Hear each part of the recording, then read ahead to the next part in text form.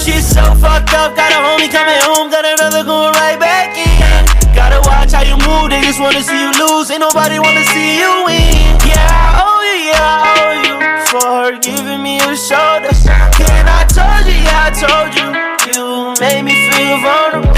Remember we was in the hoodies, now we in the big things. I don't want that, make sure everybody see me. I know your baby daddy, he wish he could be me, but you know he can't tell that nigga keep dreaming on.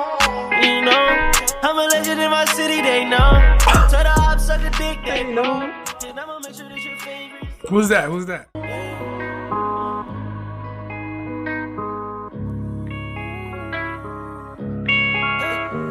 Shit so fucked up, got a homie coming home, got another going right back in. Gotta watch how you move, they just wanna see you lose, ain't nobody wanna see you win. Yeah, I owe you for her giving me. Whoa, wee.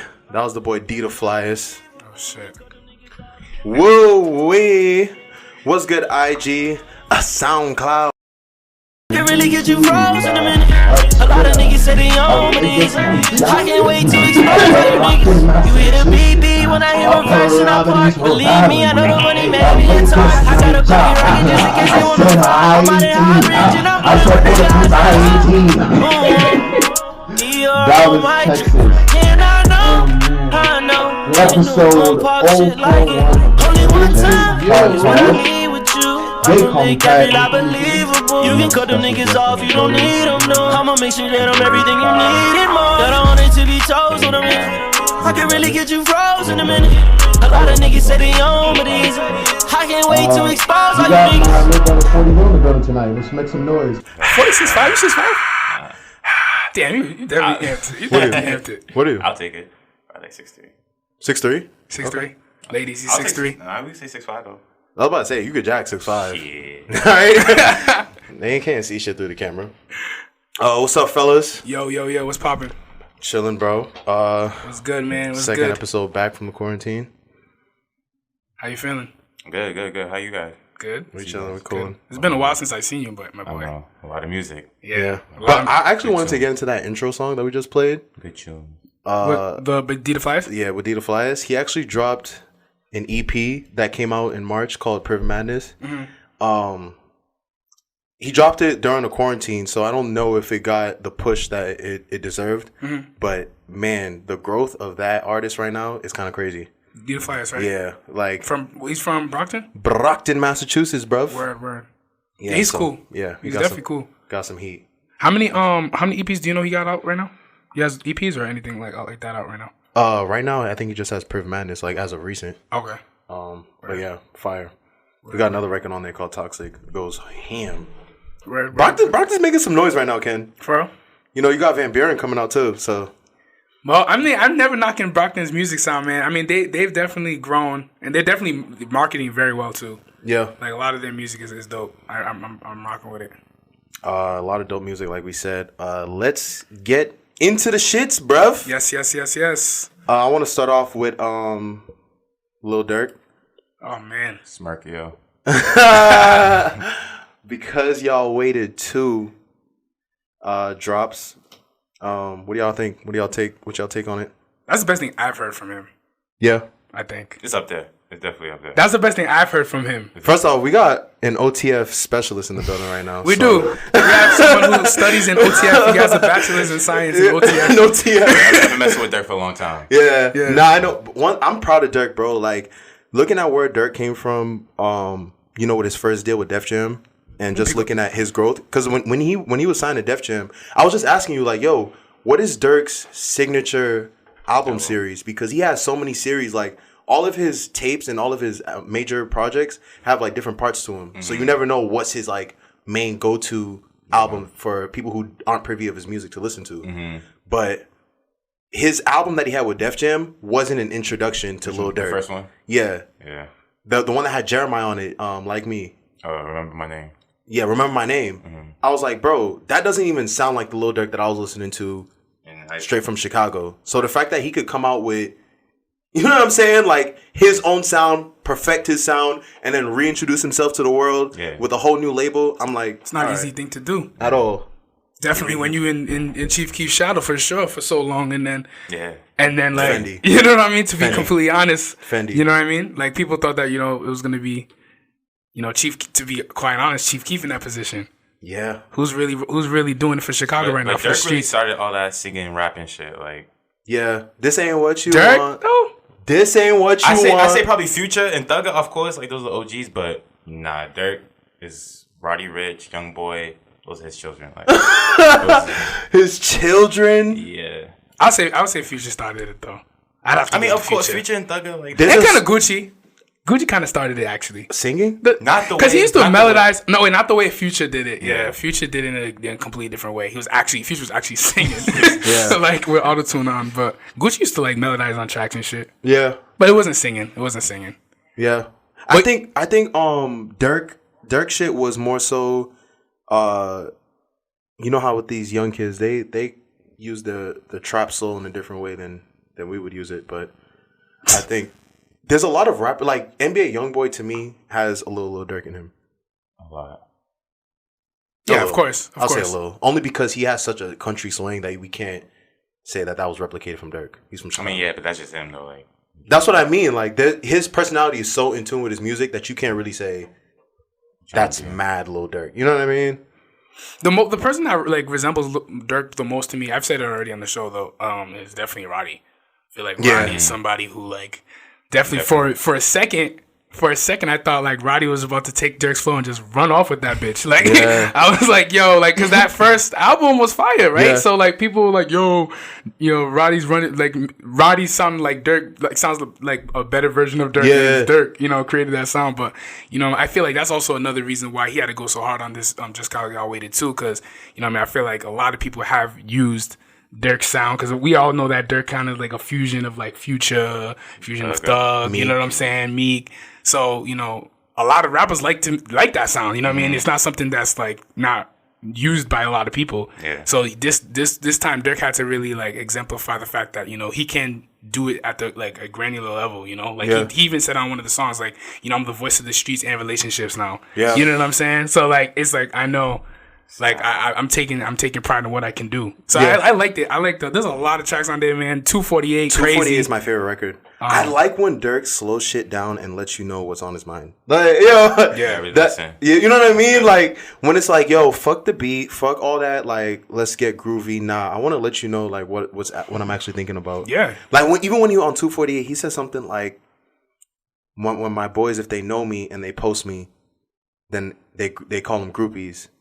But they In post- reference, it was that baby line. That yeah, little but baby they, line. but they post Lil Baby, Yeah. and they don't even know him. Yeah. Facts. Yeah. That's facts. That is crazy. facts. Yeah, and even my boy from back home, it's like my boy from back home. He's a rapper too, and he like he put that on his story, and I was like, yo, I feel like this is something that a lot of rappers coming up they resemble it because it's Yeah. like you gotta think about it, man. Like you in a car with your boys, you driving, and you making music, you grinding, right? Yeah. Like you really trying to do this for yourself. playing a And- nigga that already made it. yeah, and it's just like kind of like hinders because it kind of like puts you down in the sense of being a rapper because it's like, dog, you're my boys, and I understand you're supposed to listen to your own music, but Yeah. like it's kind of a different setting when you kind of really supporting your boys' music, but you playing somebody that you don't even really know No, like that. bro. I mean, yeah, it's To me, it's like, bro, we Dirk has gotten to a point where it's all like, yo, I came in the game with y'all niggas. Y'all have to know I'm here now. I'm getting sick of it.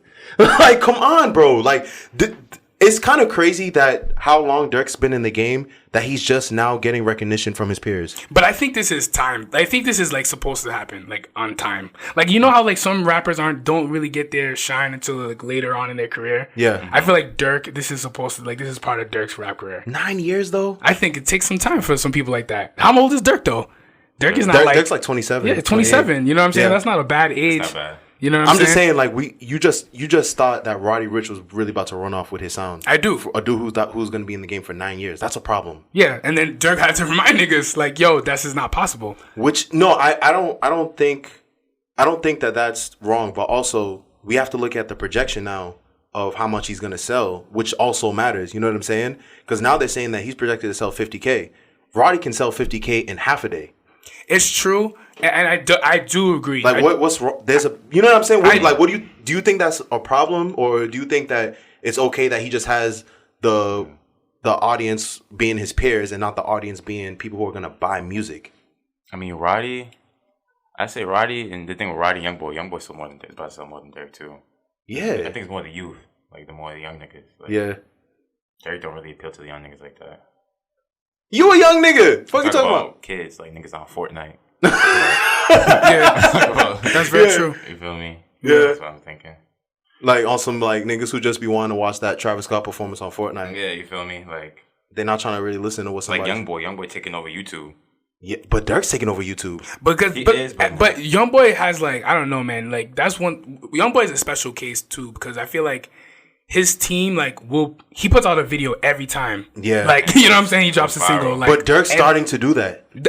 I understand that as well. Like Yeah. Dirk is starting to like do that. I think that I don't think Dirk is not gonna get to that point. He definitely is because his fans are there, bro. Yeah. Like you know what I mean. Yeah. Like I'm starting to see a lot of people are like really starting to like really Rally. resonate with Dirk and his music.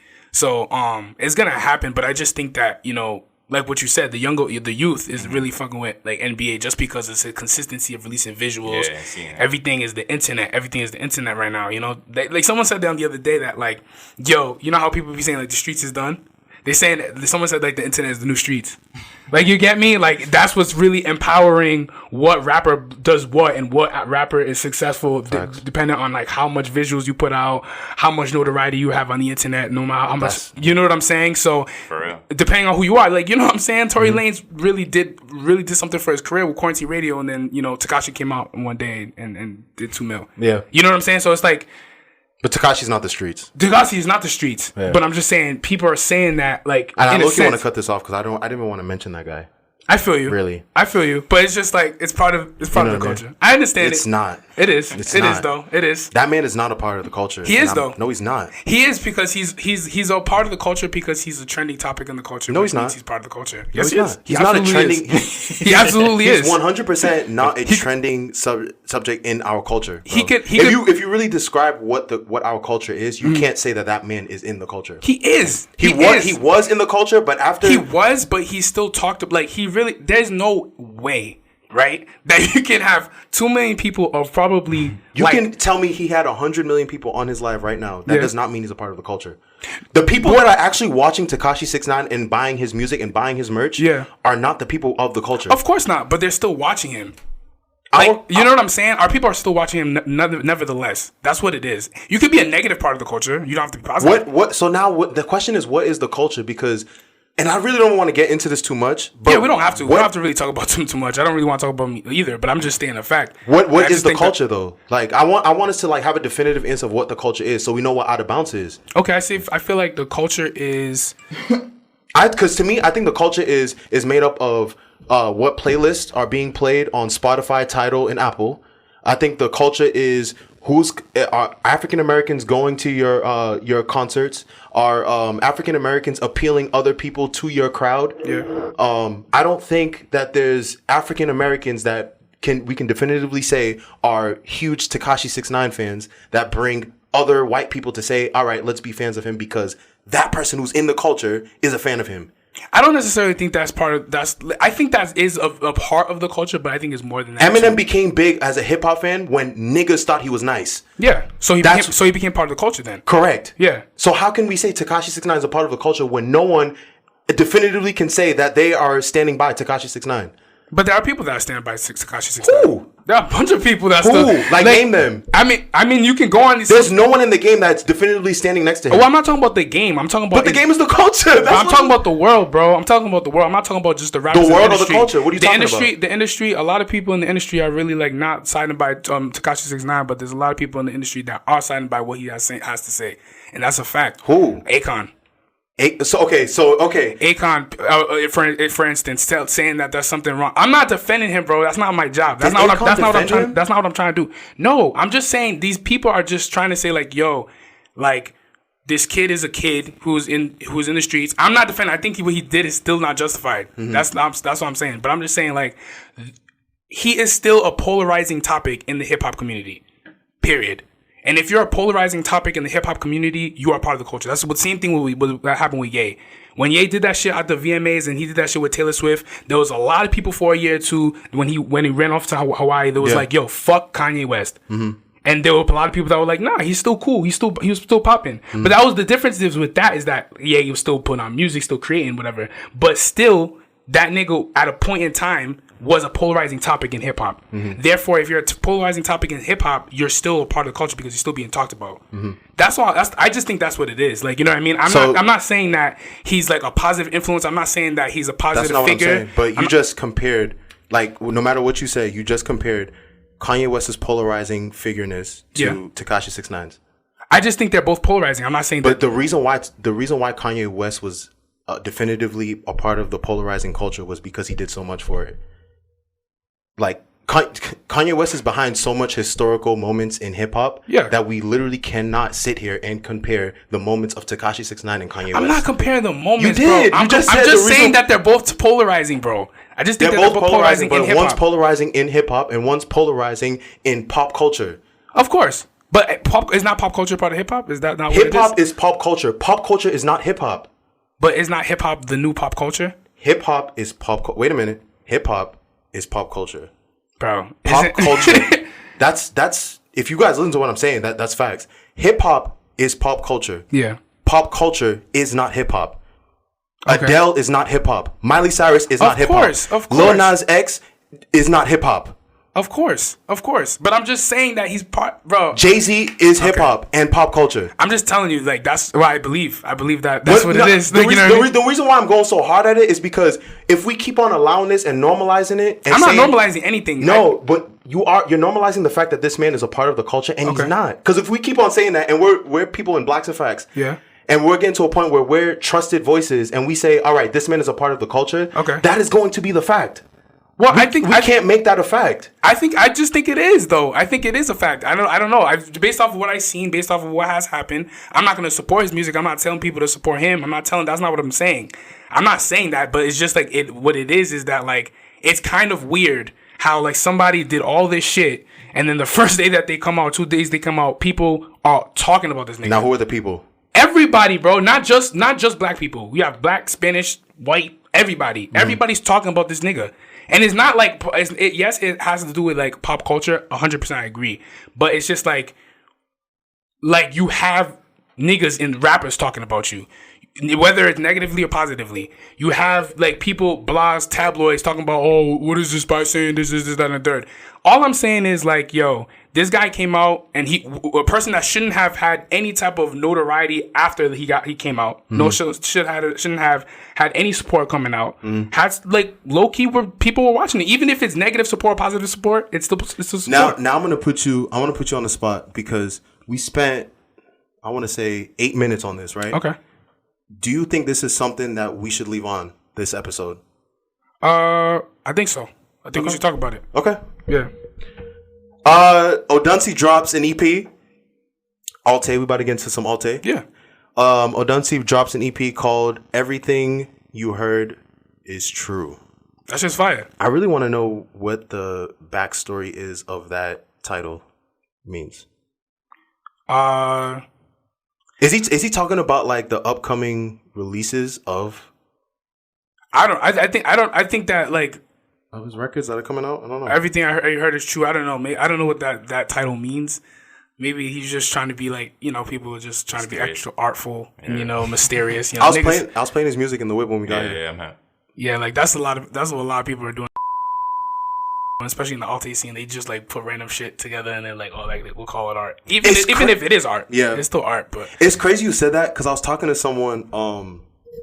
Who's really, like, a fan of Odunsi and Santi and all them, and he was telling me, like, a lot of people in the Alte scene are starting to notice that in America there's, like, this psychedelic trap wave that's going on, something that I would say Travis Scott influenced, right? And it's crazy because if you listen to their music, it's a lot of abstract shit going on now. Okay, like, you don't necessarily know where they're going with their music. You know what I mean? Okay, like. Especially with Odunsi now, because the first time I was introduced to Odunsi was Rare, right? Mm-hmm. The drum kits that Odunsi's used on Rare, to me, seemed a bit predictable. as opposed to now, where it's like, to me, I think that man has used a whole different drum kit sound, which creates a huge wave of brand new instrumentals that he's on. So I think like just off of production alone, we haven't even gotten to the vocal performances yet. I think he snapped, bro. Of course. Like, that nigga snapped, mind you. Like, he really surprised me, bro. Of course. He was so good. Like, you know, I mean, he's always been good. Like, he's always... He produces it too? Bro, yeah, he he's produced a producer. Do you remember that record, Sparky? Mm-hmm. He was playing? That, it by Santi. Oh. Did you play it in the car, though, right? Yeah. He produced that beat.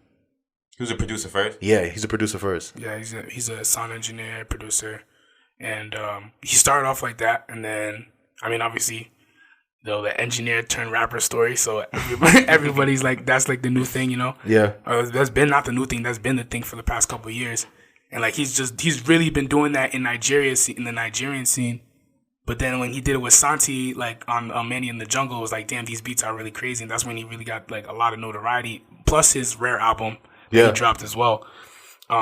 But yo, this EP is probably, like you said, it's probably like leading up to something that's like an album. If that's just the EP, it makes no sense how good it is. Like, nah, it really doesn't make sense, man. Like honestly, like production is crazy. I don't know. It's good. Yeah. It's really, really good. I fuck with it. I think for him right now, because the reason why I was kind of shaky on Odunsi before, because I was like, he's all over the place with his sound, and it didn't sound like he was going all the way with anything. Mm-hmm. And I think now he's finding a definitive base for his sound to now introduce himself to everybody else. Yeah. You know what I'm saying? Because I feel like before I'm like, would I be comfortable with someone being introduced to Alte and they randomly pick Odunsi's music to listen to?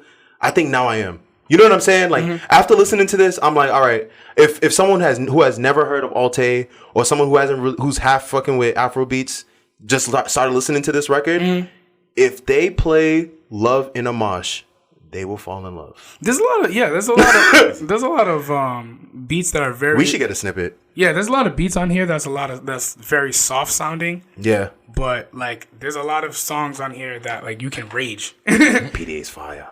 For real. PDA, right? PDA's fire. Yeah, you want to play that? Yeah. That song's fire. PDA's I fuck cool. with body count. PDA's cool. Yo, you fuck with body count? I do. I don't really like that. I fuck with body count. It's like a little tiger. I hate tiger on that shit. Yeah.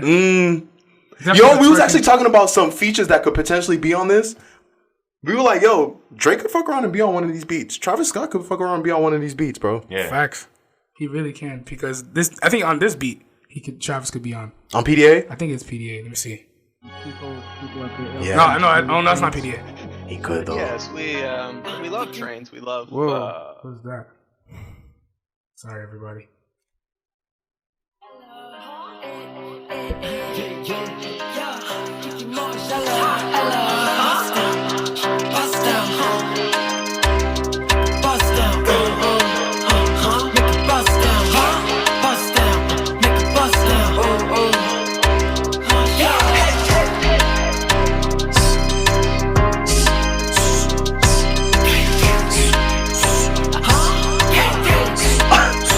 Mic check, let's... It's the engine. No more PDA. What? No more PDA. I said get your girl tryna initiate. Turn that. That girl got too much swagger. Fashion killer. That's Michelle. Like to a late. Pick me up in the race. Yeah, I'm up. Got too much stake. Shout out. You know what's so sad, bro? What? It's gonna be probably a year and a half until we can hear these things live, these performances and these songs live, man. We're not gonna be able to go to no concerts, no festivals, man. These songs are meant to be performed live, and that's like such a sad thing, you know. For real. Like, you know what I'm saying? This would be outside. This would go crazy live, like in a festival. This song, like I can already see it. You know what I'm saying? So. But it's a really good tape, really good EP. I really can't wait to see what he has next. I know Santi's coming after this. He's coming. We're going to review that too. That's going to be a little crazy. Because Santi's going to be like, wait a sec. Right. I'm still here. Dio's dropping 2, Wildfire. Oh, yeah. Dio. It's going to be an Alte summer, bro. I ain't going to hold you. It is. More music drops. Speaking of producers turned artists or turned rappers or whatever, Nav drops Good Intentions. How about that? Very underwhelmed. I was very underwhelmed by that project. And I'm not surprised I was underwhelmed because, to me, Bad Habits was fire. Don't get me wrong. Mm-hmm. But before that, Champion wasn't good. You know what I'm saying? Mm-hmm. And then he had Perfect Timing, which was fire. And then before that, he had Brown Boy, which wasn't even really an official tape. He just put a whole bunch of songs together and then called it a tape. Mm-hmm. Nav, to me, I think he's getting to a point where his creativity is being limited vocally. And I think he needs to get back in his production bag to get re-inspired. Because right now, he's so uninspired and unoriginal that he had to take a whole concept of re-releasing an album on top of an album from Uzi just to get his core fans excited again. Because I don't even think his core friends... when Nav drops, usually his core fans make so much noise and let the rest of the world know that he dropped. Mm-hmm. He didn't really make that much noise off of the first Good Intentions listen. And then he released Brown Boy 2, like everyone was supposed to be up in arms about it, but that shit was just regular on top of regular. Like, I don't know. Like, I think Nav needs to get re-inspired and just chill for a little bit because I don't know. I'm not fucking with it. Personally, I think that like dropping music during the quarantine, you kind of really can get a slap on the wrist.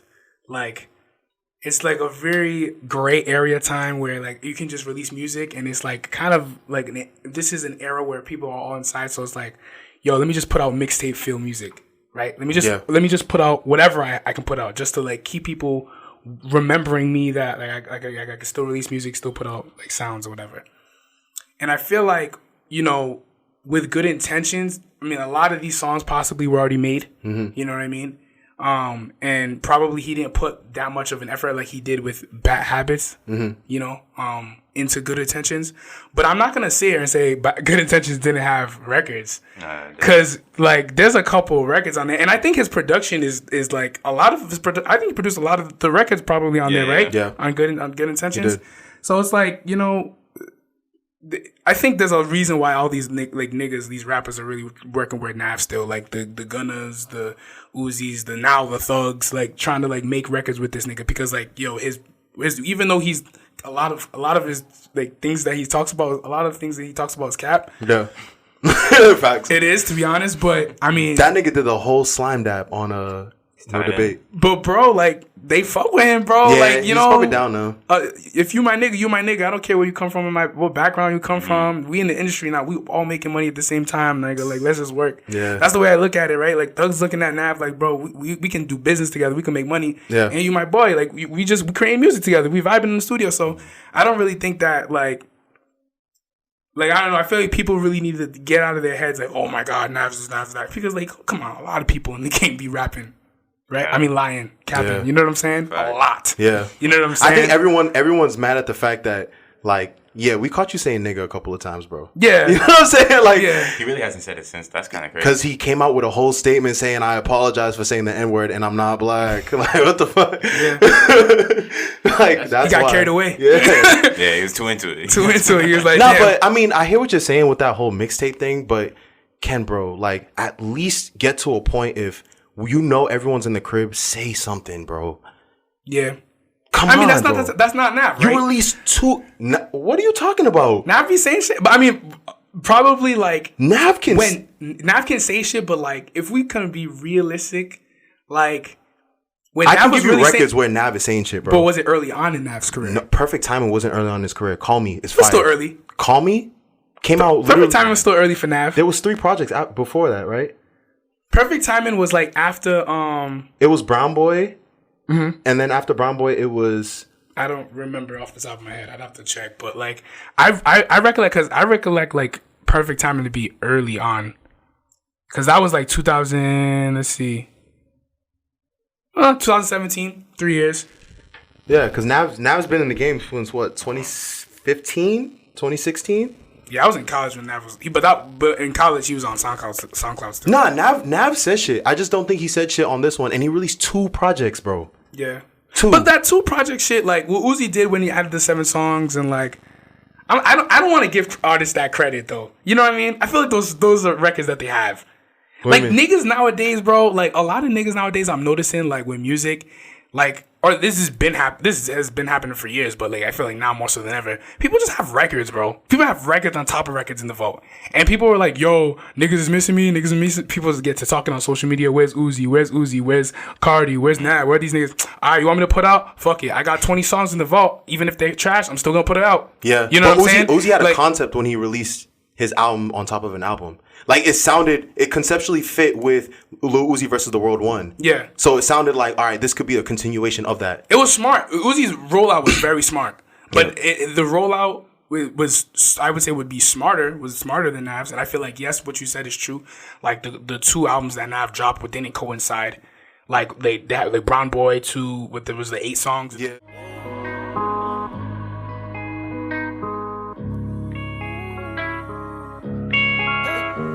She's so fucked up, got a homie coming home, got another going right back in. Gotta watch how you move, they just wanna see you lose, ain't nobody wanna see you win. Yeah,